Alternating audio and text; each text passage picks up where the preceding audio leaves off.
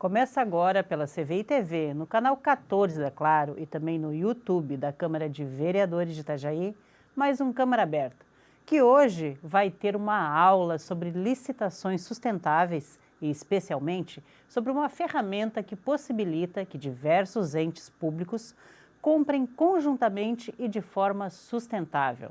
É a chamada licitação compartilhada sustentável, exposta nesse livro, que acaba de ser lançado e é do mestre em gestão gestão de políticas públicas, e nosso colega aqui da Câmara de Vereadores até, Thales, me desculpe, assim, fui falar o teu título e engasguei.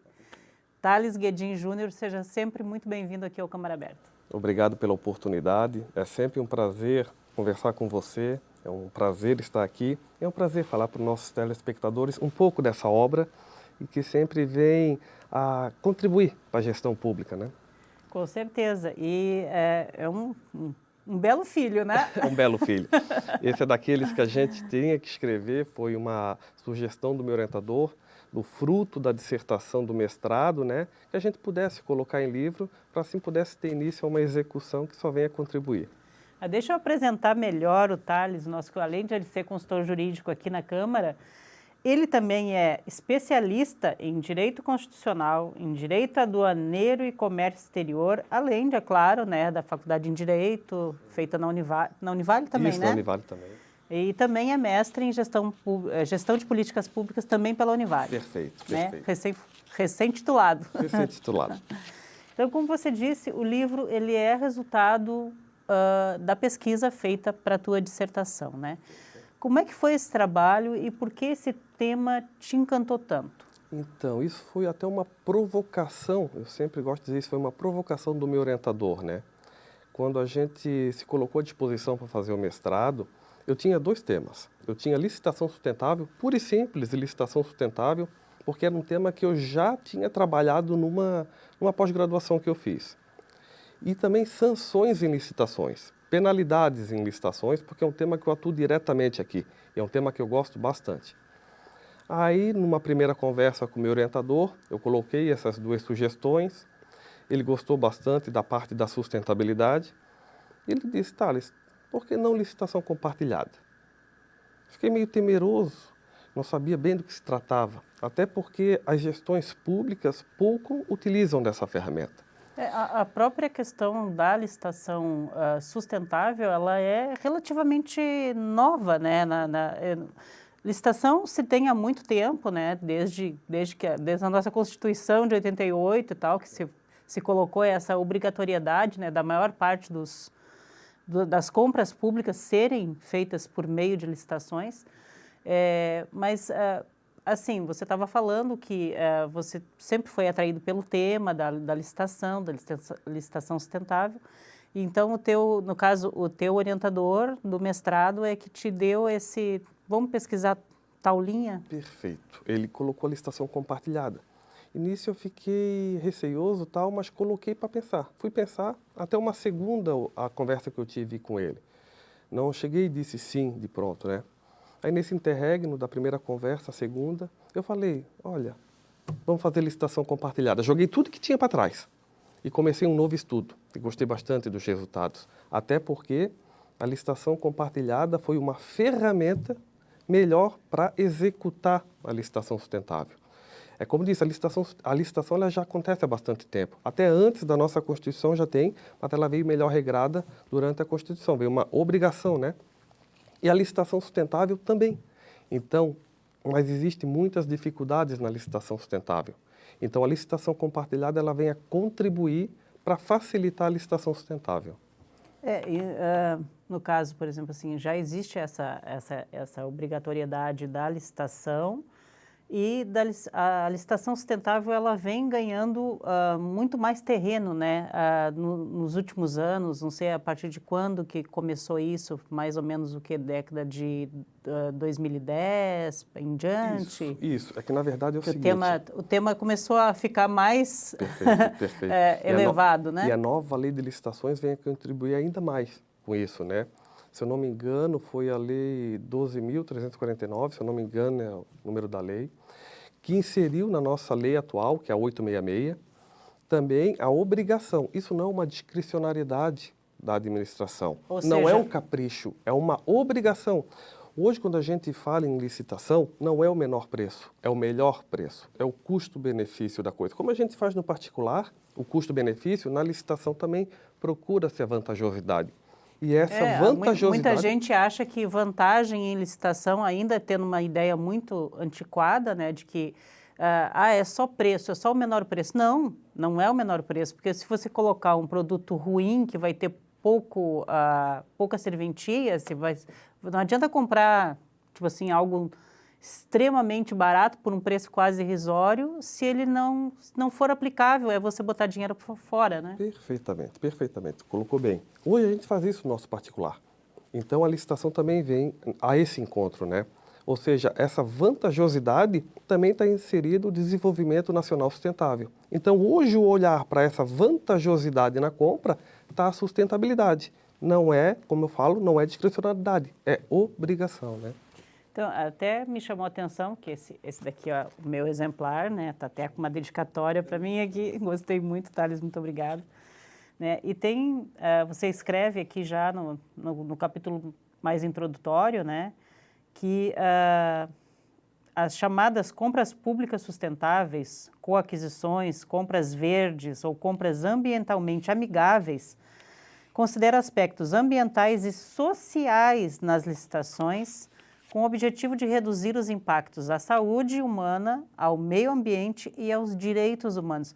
Ou seja, pensar em sustentabilidade não é só também essa questão de você comprar produtos que sejam de uma boa procedência, de uma procedência que não, por exemplo, um papel que seja reciclado, que tenha passado por meios mais sustentáveis também de produção, mas também quem produziu, né? De que forma produziu. Perfeitamente. E, inclusive, essa compra compartilhada, quando ela fala todos esses aspectos, é também pedagogiar o fornecedor. No decorrer do livro, e ali na parte final, que é o 3º capítulo, a gente fala das características. E quando a gente fala em todo o ciclo, a gente se sente atraído em pedagogiar o fornecedor. O fornecedor quer o lucro, e não tem nada de errado nisso, ele tem que querer o lucro. Mas quando a gente faz essa compra compartilhada, toda essa coletividade, podendo comprar de forma conjunta, o fornecedor vai se sentir mais atraído em produzir de forma sustentável. O tema central, serve, então, no caso, para para educar, né? É o que o sistema público deve fazer como um todo. Principalmente aqui, nós somos uma casa de leis, aqui na Câmara de Vereadores, né? Aqui já é aplicado um pouco disso, né? Diz assim, a gente compra de forma sustentável para que mais pessoas produzam de forma sustentável também. Perfeitamente, perfeitamente. Então, quando a gente sabe que em muitos órgãos é difícil essa compra.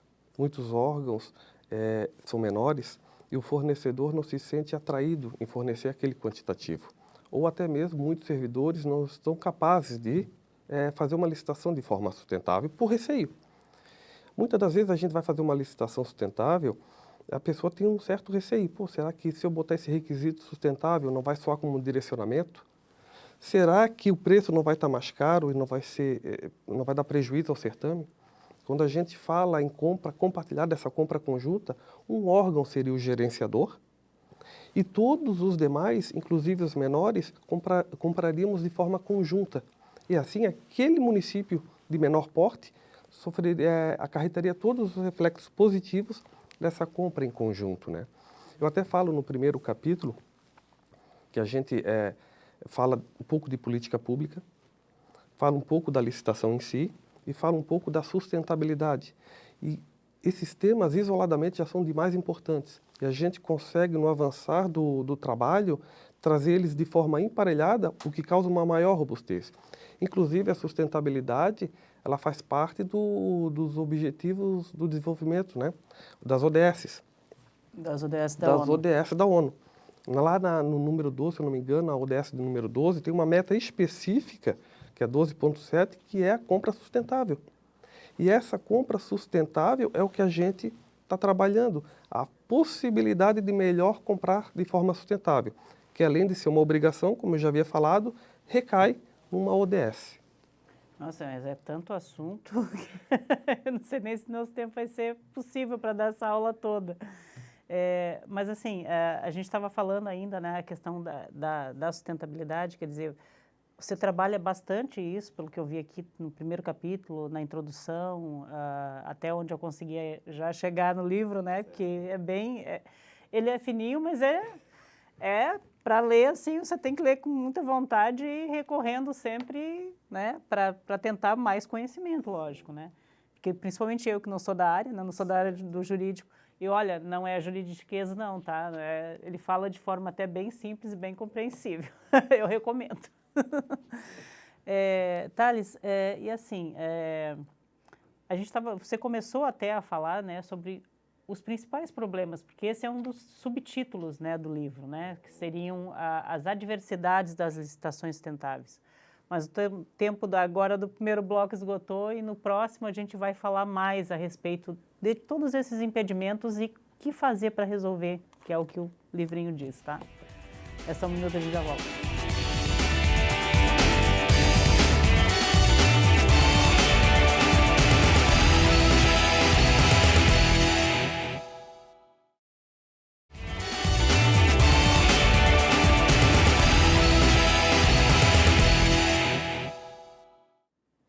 Voltamos aqui no Câmara Aberta, que hoje entrevista o autor desse livro, Licitação Compartilhada Sustentável, que é o meu colega aqui da Câmara de Vereadores, o Thales Guedin. Thales, a gente começou, né? Você até adiantou um pouquinho uma pergunta que eu ia te fazer no primeiro bloco, com relação a esses problemas, né? Quer dizer, o teu subtítulo aqui é Uma tecnologia social para superar as adversidades das licitações sustentáveis. Nos dê assim, alguns exemplos do que seria uma adversidade. Você colocou uma no primeiro bloco, que seria essa questão de que é um município pequeno, tem poucos recursos, de repente não é interessante para alguém que vende de forma sustentável vender para aquele, porque o produto dele não seria um preço competitivo, né, para aquele tipo de comprador. Como é que se resolve isso? Assim, essa pergunta é muito bem feita, né? Isso é um trabalho de formiguinha. A gente tem que ser bem sincero, a sustentabilidade ela está aí, mas para ela ser executada é um trabalho que vai tendo evolução com o tempo, no caso, né? E ele recai bem como uma política pública. Até é bom fazer essa introdução para que a gente entenda. Uma política pública, ela trabalha com inquieto. Eu sou um cara inquieto e a política pública, ela traz isso. Uma evolução, uma colocação de uma política pública, muitas vezes a gente tem que sair do comodismo, tem que sair do trivial, né? Eu trago o doutrinador que ele fala assim, ele fala dessa forma figurada. O problema da sociedade muitas vezes está uma doença e a política pública está como para um tratamento. Então a gente tem que tratar. E essa delimitação do tema, como eu fiz, foi a licitação compartilhada. Aí muitos órgãos sozinhos, essas dificuldades que ele tem é de apontar alguma diretriz, algum apontamento sustentável sem que soe como um direcionamento, né? E isso eu vejo como uma forma conjunta de dar mais segurança para todos os órgãos. Então, lógico, um órgão poderia comprar junto com o outro sendo um participante. Então vamos supor, poxa, não consegue fazer sozinho lá, a minha demanda é menor, eu tenho um certo receio de fazer esse apontamento, não está dando para executar a licitação sustentável. Um órgão gerenciador, eu gosto muito de trabalhar com as câmaras municipais. Então vamos supor que a Câmara de Itajaí fizesse uma grande compra, fizesse um certame com requisitos sustentáveis. Vamos comprar resmas, papel sulfite com bagaço de cana, copos biodegradáveis, qualquer outro tipo de material que tenha o requisito sustentável. A gente faz esse certame, chamaria outros órgãos vizinhos, outras câmaras municipais vizinhas para trabalhar conjuntamente, eles colocariam sua demanda e a gente faria isso. Então, muitas das vezes, esses órgãos... Aí barateia a questão do preço, né? Perfeito. E fica mais interessante também para o fornecedor. E aí a gente vai entrar nas características, que é a parte que eu mais gosto ali. Quando a gente fala das características, uma das características é que ele vai dar multiplicadores da sustentabilidade. Muitos servidores que não trabalhariam isoladamente de forma sustentável, com a participação em conjunto, ele estaria mais envolvido com a questão da sustentabilidade, viria que não é esse bicho de 7 cabeças. Dá para trabalhar em conjuntamente, dá mais segurança. Então, e outro tema que eu gosto bastante é a transparência. É a transparência porque se a gente for trabalhar com vários órgãos públicos, vamos supor, a gente está trabalhando com a expertise de todos esses servidores. Quem compra coletivamente não quer nem errar. Quem dirá direcionar. Então, automaticamente, com a evolução desse trabalho em conjunto, haveria muito menos chance de erros, muito menos chance de direcionamento, porque todos também seriam fiscalizadores desse certame. Exatamente. E eu gosto muito dessa transparência. Fica muito mais difícil de você tentar um direcionamento, se é que isso ainda existe, né, no sistema público, né? Sim. Mas de tentar, por exemplo, assim, eu quero que tal empresa ganhe porque, sei lá, alguém me ofereceu uma comissão, alguma coisa assim. Então, isoladamente, às vezes, pode até ser que ele consiga isso.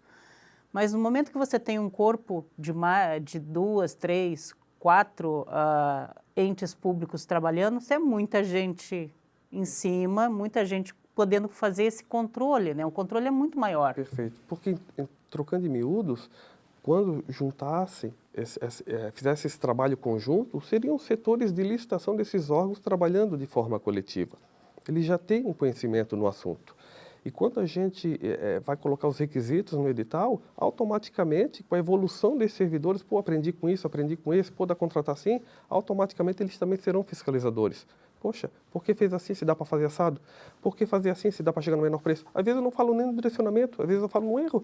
Muitas vezes a gente já está acostumado com um padrão que para nós é tudo bem, tudo bom, mas quando a gente vai ouvir um outro, quando a gente vai trabalhar com outro, a gente sempre tem a aprender. Então, eu acredito que a evolução do trabalho ela vai ser maior maestria no trabalho, vai ser uma maior fiscalização, além, logicamente, que é a primeira característica quando a gente fala da compra compartilhada, é o ganho em escala. Olha, se eu vou comprar X, eu já vou pagar um preço. Se eu comprasse vários, né, um montante maior, automaticamente o fornecedor se sentiria atraído em dar o menor preço, porque haveria o ganho em escala, né? Então, são várias características que eu trabalho tanto na forma quantitativa como na forma qualitativa, que a gente vê a possibilidade dessa licitação compartilhada funcionar. E também vamos pensar até numa escala maior ainda, que é a questão, por exemplo, que você também já tocou, no momento que eu produzo, por exemplo, assim, sei lá, essa caneta, né? De uma forma, estou deixando de desperdiçar muita água na minha produção. Mas ninguém me falou que eu tenho uma forma de produzi-la de uma forma que eu gaste menos água, que seja mais sustentável. Mas se eu gastar menos água, eu vou ter menos custo, mas ainda está naquela, né? Se eu faço de forma sustentável, ainda quero tirar isso no lucro e não exatamente no preço do produto, né? Essa minha economia, né? Mas, de repente, se eu souber que, ao invés de vender só para X, eu vou vender para 3X, eu posso, sim, colocar um preço mais justo, inclusive, né, um preço menor, porque eu tive um gasto menor para ela ser produzida, às vezes, né, às vezes é maior por causa dos cuidados que tem que ter, né, filtros e tudo mais. Mas, digamos assim, é sempre muito mais vantagem você vender em escala e num movimento nacional, por exemplo, né, você ter cada vez mais empresas vendo que é muito melhor produzir de forma sustentável, porque eu tenho mercado, do que eu produzir da forma que sempre produziu, de uma forma ambientalmente equivocada, né? Perfeito. Hoje a licitação, ela tem essa possibilidade de fazer essa política pública, como já vem fazendo a própria sustentabilidade é uma política pública dentro da licitação, né? Porque hoje, dá uma variada, mas trabalha com 15% do PIB a licitação. Então, o poder de compra do Estado é muito grande. Tendo 15% do PIB? É mais ou menos isso. Já foi 12, já foi 13, alguma coisa nesse sentido. Ou seja, a importância da compra do setor público, né? O poder de compra que tem, e esse poder de compra ele pode pedagogiar. Então, imagina se a gente pode ensinar, né? Pode ser como um reprodutor daquilo, né? Se o Estado inseriu a sustentabilidade como uma forma de se proceder, Então não tem como dizer sem dar o exemplo. O exemplo é ele mesmo comprando de forma sustentável. Então dá para comprar e comprando coletivamente, a gente junto ganharia mais força e pedagogia, né? Pedagogia ao fornecedor a produzir de forma sustentável, porque logicamente ele visaria o lucro e se boa parte do Estado estiver comprando de forma sustentável, por que não produzir de forma sustentável se eu tenho um bom cliente? Se eu tenho um bom cliente ali para comprar em grande demanda. Thales, agora você falando assim, essa questão dessa pedagogia, quer dizer, de você tentar disseminar essa ideia da produção mais sustentável pelo sistema público, dando o exemplo. E o exemplo das leis, a nova lei de licitações, ela já está aí, ela já está posta com esses requisitos de sustentabilidade? Já existe isso na letra da lei? Então, a sustentabilidade, eu costumo falar que é um caminho sem volta. Hoje a lei já está em vigor, que é 14.133, e ela fala ainda com maior ênfase na questão da sustentabilidade. Inclusive, ela fala em centrais de compras, tal, que também fala um pouco mais da licitação compartilhada. Eu cito um exemplo que teve da licitação compartilhada. Eu terminei a dissertação de mestrado, se não me engano, em 2019, e posteriormente isso, enquanto na elaboração do livro, teve uma licitação compartilhada entre o Tribunal de Contas do Estado e o Tribunal de Justiça, que também eu conversei lá, e eles falaram, até a lei de licitações, Thales, eles traz ainda maior segurança para que a gente faça essa compra compartilhada. E deu certo. Eles fizeram um sistema de registro de preços, onde um deles foi o gerenciador, fizeram o ganho em escala e hoje estão desfrutando desse benefício, né? E exatamente a forma de fazer é o que a gente vai continuar discutindo no próximo bloco, porque esse já foi. Mas daqui a pouquinho a gente volta falando mais sobre a licitação, sobre como fazer essas licitações compartilhadas e sustentáveis. É só um minuto, a gente já volta.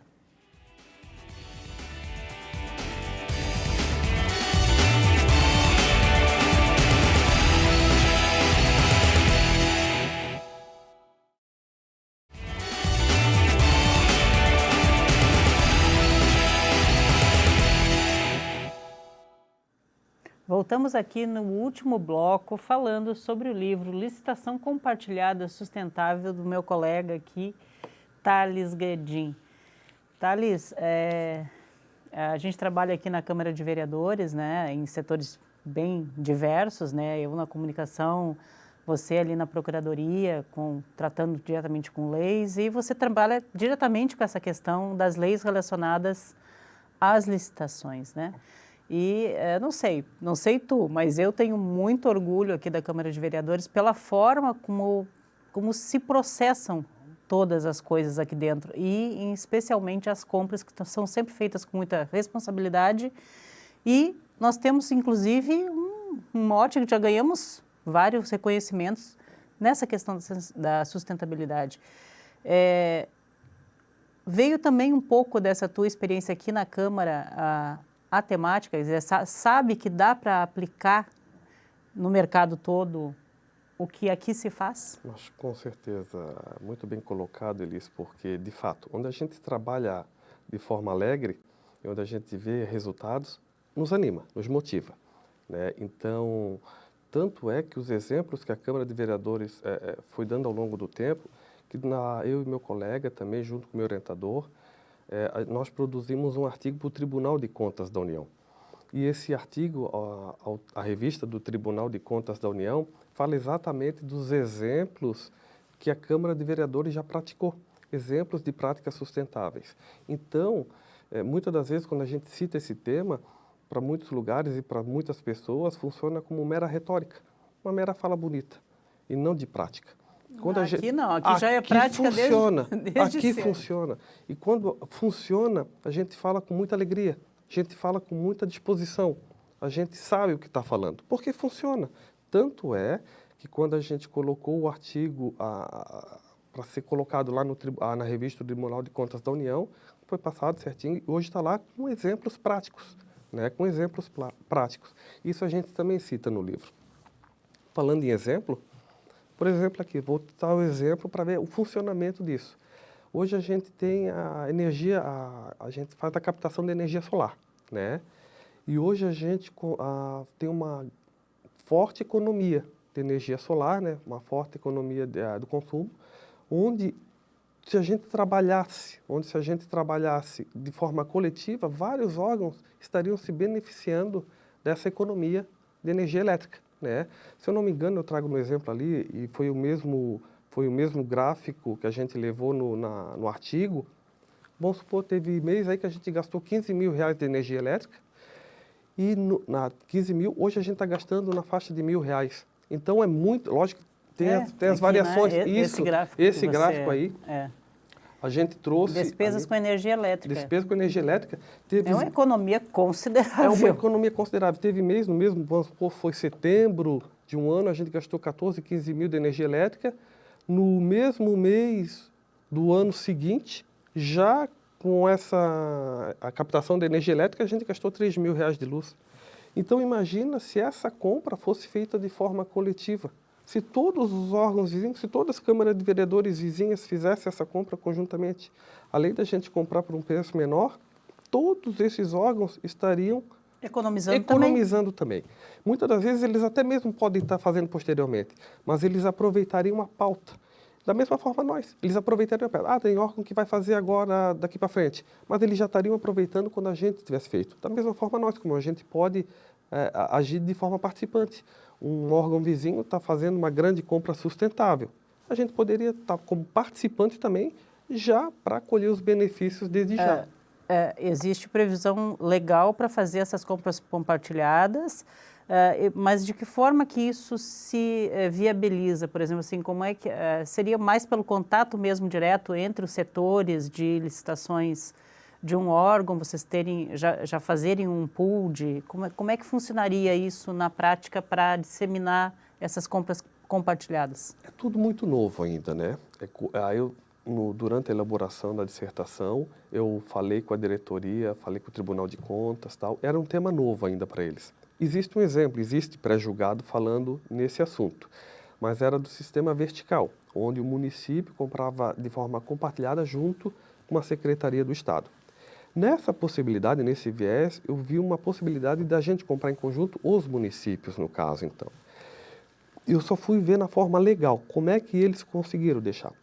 O Estado se posicionou possível da compra compartilhada. A única questão era a divergência de como adequar a lei. Ou se faz por mediante lei ou mediante decreto. Eu aconselharia, isso é um início ainda, eu aconselharia aos municípios fazer uma atualização da lei, permitindo que o próprio órgão possibilite o funcionamento como gerenciador e como participante numa licitação compartilhada. Havendo essa adequação legislativa, logicamente, como eu disse, é um trabalho de formiguinha que a gente vai avançando. Havendo essa atualização legislativa, depois poderia se criar um grande certame, onde tivesse um gerenciador e os outros órgãos mostrariam um termo de intenção para participar daquela grande licitação. Isso poderia funcionar, por exemplo, assim, de uma maneira, começando, sei lá, um exemplo. Nós temos aqui uma região formada pela ANFRE, né? São 11 municípios. 11 municípios. De repente, não precisaria que a ANFRE como um todo fizesse essa compra, mas poderiam esses municípios que já têm um determinado contato e já têm uma proximidade, pelo menos física, né, entre os seus limites entre um e outro, precisaria então de uma adequação em cada legislação de cada município, é isso? Perfeitamente, perfeitamente. Geralmente eu cito a ANFRE mesmo, como tem essa proximidade e muitas vezes órgãos de tamanhos semelhantes, então funcionaria até melhor para a execução. Então, Itajaí faria e chamaria os órgãos vizinhos. Nem todos adeririam já no começo, tudo bem, mas que dos 11, 5, e aí tudo começa. Adequação, termo de intenção, funcionaria uma grande compra. E testaria. Então a gente funcionaria, o órgão vizinho, que se quisesse ser o gerenciador, trabalharia 2 órgãos hoje, amanhã 4 órgãos, amanhã 5 órgãos. Então é um trabalho que dá para fazer de início. Eu também penso na região da ANFRE, as câmaras municipais, principalmente, eu tenho esse carinho por Poder Legislativo Municipal, mas isso abre para todos e qualquer órgãos públicos, né? E assim, precisaria, no caso, vamos pegar um exemplo, digamos que fossem das câmaras, né? Vamos pegar Itajaí, Balneário, Penha, Navegantes, digamos assim. Digamos que esses 4 municípios, 5 municípios quisessem 5 câmaras quisessem se unir para fazer uma determinada compra. Precisaria de ter uma comissão formada com membros de todos os municípios? Como é que funcionaria isso na prática? Na prática, então, como eu disse, é um trabalho que ele está sendo iniciado, né? Na prática, funcionaria um órgão gerenciador. O órgão gerenciador pode ser apenas um órgão, a própria comissão da própria casa, na própria casa, no caso, né? Poderia se criar uma comissão independente? Também. Mas o órgão próprio da casa funcionaria como um órgão gerenciador. Então, os outros, com posse, nos conhecimentos do que se vai licitar, mostrariam um termo de intenção. Colocaria um termo de intenção, nós temos interesse nesse objeto, nesse quantitativo. O outro órgão, nós temos interesse no objeto nesse quantitativo. Formaria, traria para o mesmo processo, faria licitação com todos esses quantitativos. Olha, vai ser executado X aqui, vai ser executado Y aqui. E assim formaria o grande processo num órgão gerenciador apenas, mas trazendo todos eles como participantes. Isso a gente está falando de compras mais de materiais ou isso é aplicável para a contratação de serviços também? É mais de materiais. Na verdade, toda compra sustentável, nesse caso, ele é possível, né? Mas quando a gente consegue visualizar, trazendo para maior facilidade, seria a compra de materiais sustentáveis. Começaria nesse sentido, no caso, né? Então, traria um grande material aqui, compraria também. Traria materiais sustentáveis, fazia uma licitação sustentável aqui, também os outros órgãos interessados também funcionaria. Mas funciona para toda e qualquer execução, no caso, toda e qualquer licitação compartilhada. Certo. Então, assim, digamos, então, poderia ser aplicável, por exemplo, para a secretaria. Vamos dar um exemplo aqui, né? Eu estou me metendo na tua seara, desculpa, né? Mas eu sou curiosa. Por exemplo, Secretaria de Obras. Nós queremos comprar, sei lá, pavimento, né? Essas, como é que chama? Paver. Paver, exato, para fazer pavimentação de ruas, né? Várias secretarias de obras se unirem para comprar paver, por exemplo, de uma forma que é um material também, que pode também ser feito de forma sustentável, tem muito paver de tijolo, Certo. Poderia? Eu entendo que daí... Ou muito mais complicado? Eu entendo assim, porque na verdade o que dava para fazer são as prefeituras, logicamente as secretarias, por meio das prefeituras, se unissem para comprar desse tipo de material. Era possível no caso, né? Aí compraria. Várias prefeituras se uniriam para comprar esse tipo de material, porque eu acredito que todo e qualquer município vai precisar desse tipo de material. Então o município que tivesse interesse nesse material entraria também como um participante dessa licitação, no caso. Tem que começar, né? Temos que começar. Então tem que começar vendo esse livrinho aqui, lendo intensamente. Como é que a gente faz? Quem quiser ter acesso, Thales, como é que faz? Então, ele está à venda tanto na editora Hábitos, que é uma editora de Florianópolis, e também na Amazon, né? Todo mundo já conhece a Amazon e também está lá disponível à venda. Já tem online? Online não. Não, por ainda enquanto não. Só físico. Só físico. Mas é tão bom. E ele é tão gostosinho de manusear. Isso, inclusive, como você falou anteriormente, ele traz de forma mais pedagógica o ensinamento, inclusive tem gráficos ali que falam todos os passos a ser feito e o gráfico que fala das características. É, né? Bem educativo, eu recomendo. Thales, muito obrigada, obrigada pelo teu trabalho, obrigada pela tua dedicação ao tema e pela forma de trabalhar. Eu que agradeço todo o carinho, toda a atenção. Obrigado pela oportunidade. Estamos sempre à disposição. Obrigada a você.